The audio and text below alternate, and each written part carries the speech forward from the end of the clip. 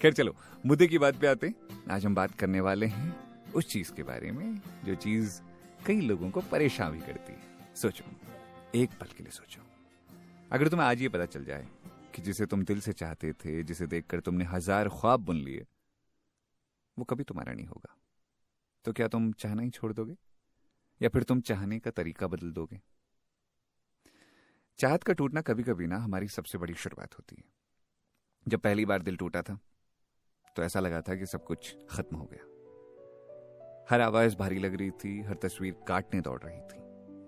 पर वक्त के साथ समझ आया कि दिल टूटने के बाद ही असल मैं जन्म लेता है। जिस दिन तुम टूटते हो उस दिन तुम सबसे ज्यादा सच्चे होते हो, क्योंकि वहां कोई नकाब नहीं होता ना। अगर वो नहीं मिलेगा तो क्या हासिल होगा, ये सवाल आता है दिमाग में। कई लोग ने यहां हार मान लेते हैं, कहते हैं अब नहीं चाहिए कुछ भाई, अब मेरे बस की नहीं है। लेकिन तुम्हारा सफर वहीं से शुरू होता है। चाहत जब मंजिल नहीं बनती तो रास्ता बन जाती है। जिसे तुम पाने के लिए निकले थे वो तुम्हें शायद ना मिला हो, पर उस रास्ते ने तुम्हें नया इंसान बना दिया। पर फिर भी क्यों आता है वो ख्याल, क्यों हम उसी तरफ लौटते हैं बार बार? तुम लाख बार कह लो अब कुछ फर्क नहीं पड़ता यार, फिर भी किसी दिन किसी शाम उसकी तस्वीर सामने आ जाती है और तुम दोबारा से वहीं पहुंच जाते हो। क्यों?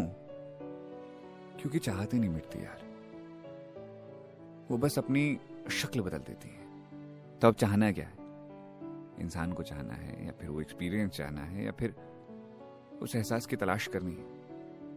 देखो, तुम जिसे चाहते थे वो शायद अब किसी और के साथ है, लेकिन क्या तुम उसे ही चाहते थे या उसके साथ जो शांति मिलती थी, जो खुशी मिलती थी, जो उसके साथ मुस्कुराते थे वो चाहिए? ज्यादातर बार ना हम किसी इंसान को नहीं चाहते, उस फीलिंग को चाहते हैं, उस एहसास को चाहते हैं जो उस इंसान के पास महसूस होता था। अब मैं कहानी सुनाता हूं तुमको। एक लड़का था, बहुत सीधा साधा। उसे एक लड़की से प्यार हुआ। लड़की जिंदा दिल थी, तेज थी, अलहड़ थी। वो जानता था कि दोनों एक दूसरे के लिए नहीं बने, फिर भी उसने चाहा दिल से, हर रोज उसे चाहता रहा। एक दिन अचानक बरसों बाद वो लड़की चली गई। लड़के ने मनाया, अपनी सेल्फ रिस्पेक्ट की ऐसी तैसी कर दी, पर वो लड़की चली गई।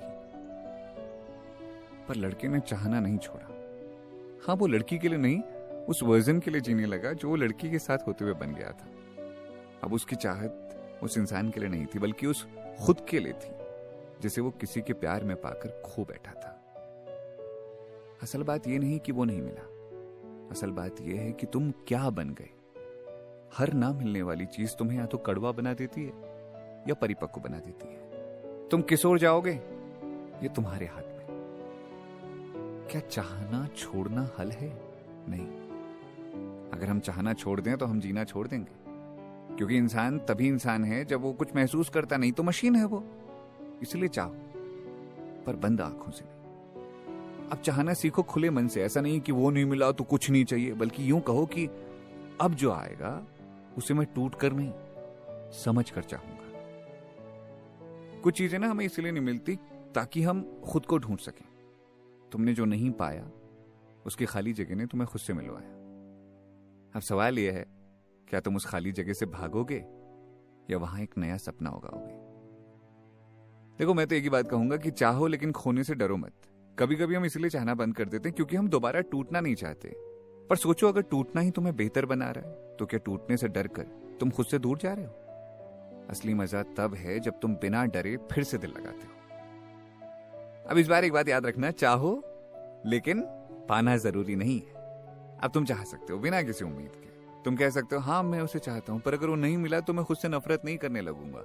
ऐसा होता है ना कि तू ना मिली तो दुनिया को आग लगा दूं। क्यों लगानी है आग भाई?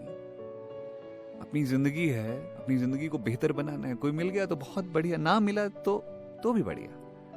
देखो, यही है असली चाहत, जो तंग नहीं करती दूसरे को, वो बस बहती रहती है, जैसे नदी बहती है ना, कभी पहाड़ों से टकरा कर, कभी समंदर से मिलकर।